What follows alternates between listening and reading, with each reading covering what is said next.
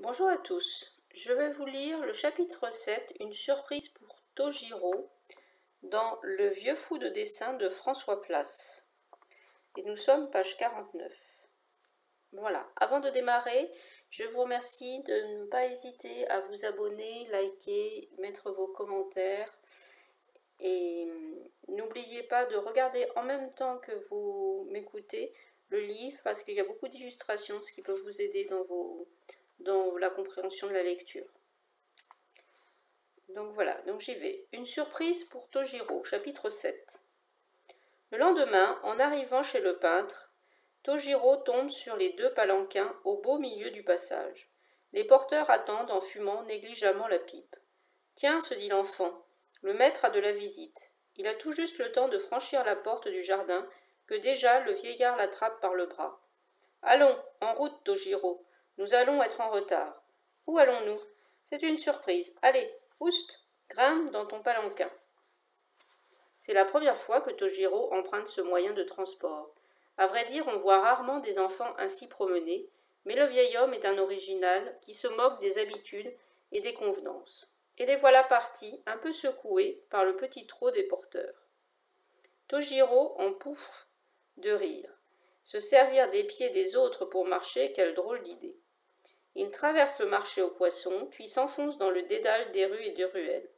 Passant une bonne vingtaine de ces petits ponts en dos d'âne, jetés au-dessus des canaux, et gagne ainsi de quartier en quartier le parc d'un grand temple avant de s'arrêter. Pendant que le peintre paie les porteurs qui reprennent leur souffle et s'épongent le front après l'effort de leur longue course, le jeune garçon observe les lieux. Une foule nombreuse se presse devant une immense porte encadrée d'échafaudages, où sont empilés des tonnelets de saké soigneusement emballés dans du papier de riz. Tojiro n'en croit pas ses yeux. Il est dans la cour du temple Eke-in, le fameux temple où se déroulent les tournois de sumo. Le vieux peintre l'entraîne dans les gradins déjà couverts de monde. Au-dessus de leur tête, des oriflammes battent dans le vent. Sur une estrade de terre battue, deux grandes cordes en paille de riz tressées délimitent un cercle parfait. Dans le brouhaha retentit alors le son de plaquettes en bois de cèdre frappées l'une contre l'autre. C'est le signal de l'entrée des lutteurs. Ils s'avancent en deux files, l'une à l'est, l'autre à l'ouest, et saluent gravement la foule. Bien serrés dans leurs pagnes et leurs tabliers d'apparat, un tonnerre d'applaudissements accompagne leur procession. Ce sont des colosses, si grands, si forts, pense Tojiro, qu'ils semblent davantage appartenir au monde des dieux qu'à celui des hommes. Ils inclinent la tête de droite et de gauche, tout en faisant rouler leurs épaules musculeuses. Deux d'entre eux, précédés de leur entraîneur, montent sur l'estrade, l'arbitre étend son avantail. Les lutteurs se rincent la bouche et jettent du sel sur le sol.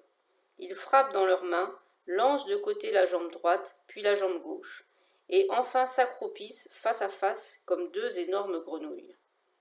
Au signal de l'arbitre, ils se jettent l'un sur l'autre en s'assonnant des gifles à toute volée. Ils s'empoignent par les ceintures, tentent des prises en poussant des rugissements. Le public trépigne, encourage, hurle à chaque tentative. Et, quand le silence revient, on entend le souffle rauque des combattants, le craquement des articulations, lorsque leurs mains se nouent dans une nouvelle prise. Soudain, un seul cri s'élève de la foule. Dans un rapide pivot de la hanche, un des lutteurs vient de basculer son adversaire avant de le projeter hors du ciel, comme une vulgaire balle de riz. Le vainqueur lève ses bras, aussi lourds et volumineux que les deux massues, une formidable ovation lui répond. Déjà, deux autres adversaires sont prêts à s'affronter au milieu du cercle. Le vieux maître observe Tojiro à la dérobée. Jamais les yeux de l'enfant n'ont autant brillé. Fin du chapitre 7. Nous sommes page 54. Nous allons prendre le chapitre 8, les rêves de Tojiro.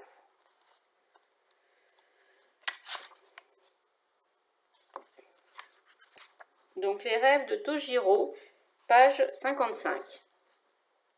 Cette nuit-là, Tojiro a bien du mal à dormir. Il se tourne et se retourne dans son sommeil. La cloison de la chambre coulisse. Deux bandits pénètrent dans sa chambre. Il les reconnaît, ce sont les lutteurs de sumo. Il se redresse et les met en déroute à l'aide des pinceaux du maître. Arrière, maladroit, arrière, ou je vous redessine à l'envers. Ce mauvais rêve, évanoui, voilà qu'une bande de samouraïs tout droit sortis d'un livre déboule au grand galop pour ravager l'atelier du peintre. Le maître ne semble même pas s'en émouvoir. Il est trop occupé à peindre des fantômes avec 5 pinceaux, un dans la bouche, un à chaque main et un à chaque pied. Rentrez chez vous, siffle soudain le vieillard entre ses dents. Du vent, du balai, ou bien j'appelle mon petit-fils. Vieux fou, rétorquent les samouraïs, on va te faire boire ton encre et puis on te découpera en rondelles. Je ne suis pas votre petit-fils, pas du tout, hurle Tojiro. Moi je vais vendre des gâteaux de riz au théâtre de Kabuki, je serai un grand acteur. Et puis aussi le plus terrible lutteur de sumo de tous les temps. Très bien, dans ces conditions, rends-moi mes pinceaux, petit chenapan, gronde le vieillard. Non, hurle Tojiro, jamais. Et brusquement il se réveille avec les premiers rayons du soleil.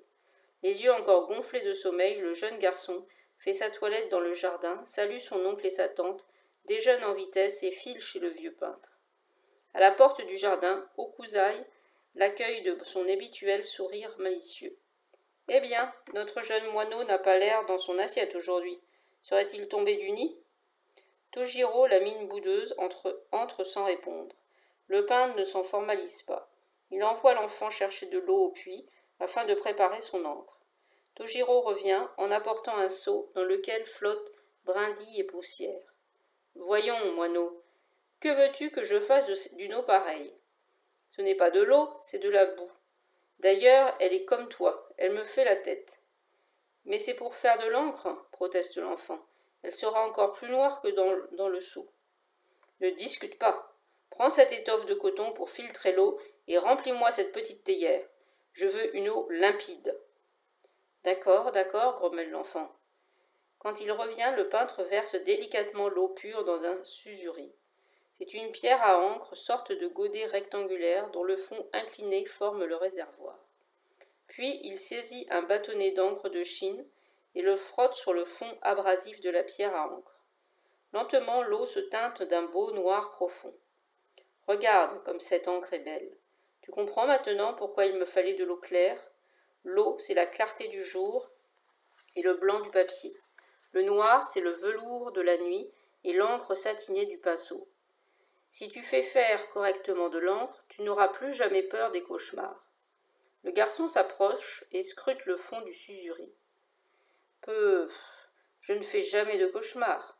Crois-moi, petit moineau, celui qui sait apprivoiser le blanc du papier et le noir de la nuit peut dessiner tous ses rêves et ses cauchemars.